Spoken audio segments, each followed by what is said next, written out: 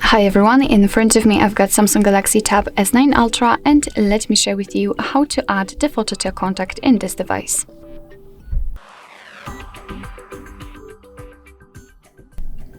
So first of all, let's open your contact list. With the usage of the dialer, for example, find the contact you'd like to edit and tap on it.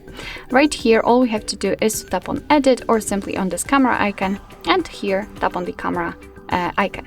As you can see here, we've got 4 different options from which we can choose. So we've got the stickers, AR emojis, camera, and the gallery. With the usage of the camera, your device will simply open the camera up so you can take a photo of the person who's right in front of you. You can pick the emoji or the stickers, which are really cool. But I will pick something from the gallery, and after tapping on it, simply find the photo you'd like to use. Here from this step, we can change the position of this highlighted circle, which is responsible for what we will see after saving the contact. You can change the size of it, of course, if you want to, and then tap on done. As you can see, the photo has been applied, so just tap on save, and this is how our contact will look like. You will be able to see it also on the contact list.